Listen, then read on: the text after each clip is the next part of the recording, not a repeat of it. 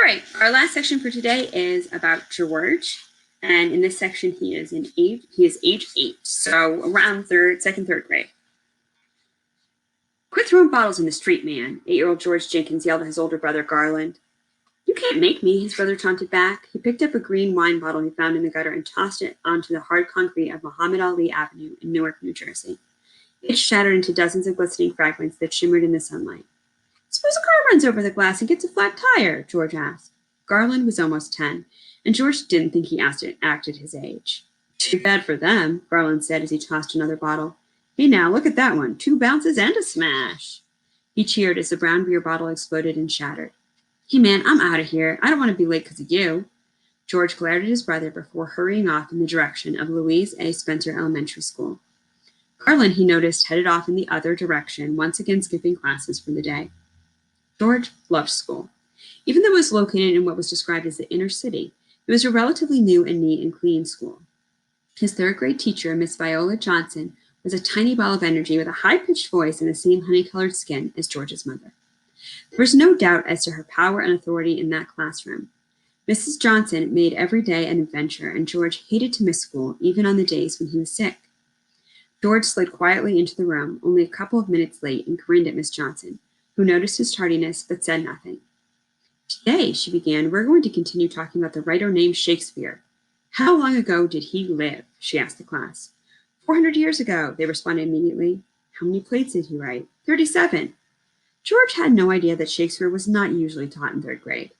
Mrs. Johnson simply offered it, and George, as well as the rest of the class, absorbed it. What was so cool about the Shakespeare dude, Miss Johnson? A boy named Richie wanted to know.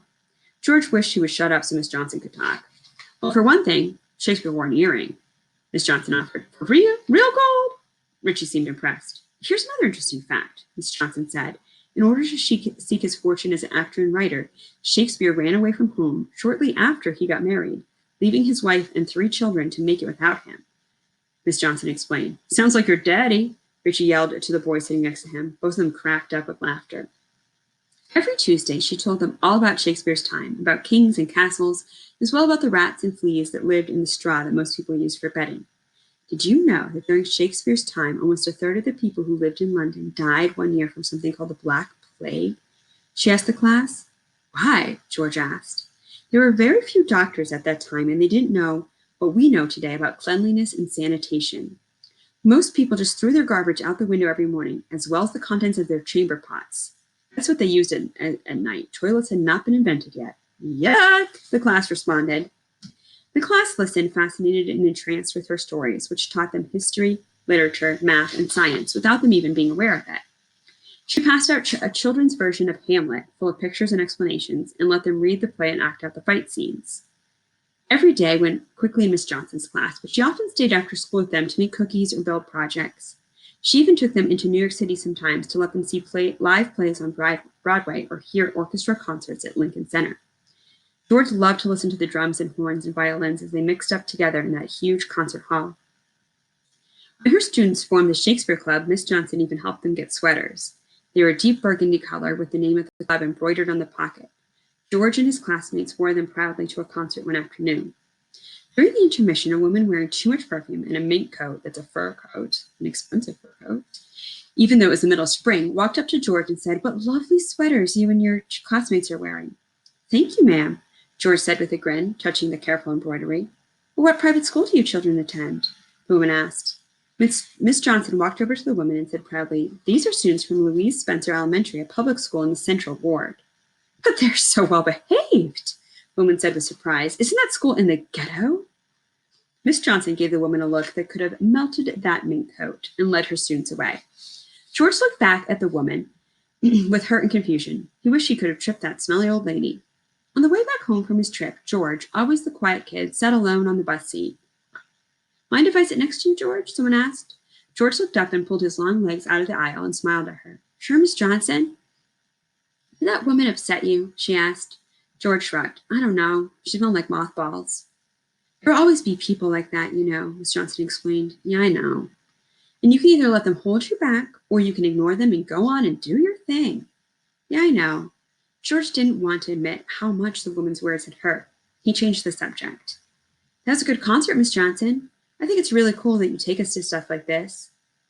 Perhaps when you go to college, you can learn to write symphonies or plays of your own, she said. College? I never thought of that.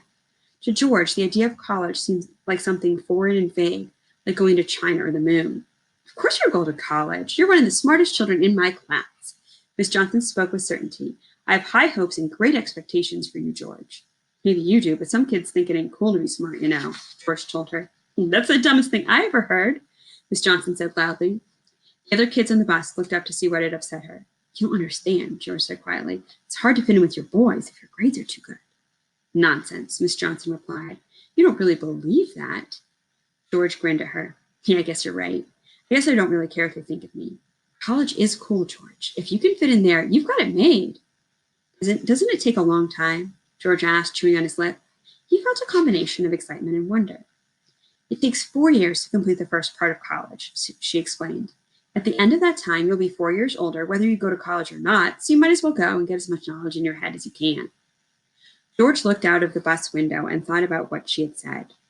As the field trip bus got closer to his neighborhood in Newark, he looked at the tall, poverty-ridden high-rise apartments like the one he lived in, the boarded-up and defeated stores and the trash all over the streets. I don't know, he said quietly, helpless in his lack of knowledge. Miss Johnson didn't laugh, however. She smiled and said, It's not very hard. Just do your best to keep your nose out of trouble, and one day the doors will open for you. For the first time, George could see a glimpse of light, a spark of hope and possibility. College. What an idea. The end of George's section.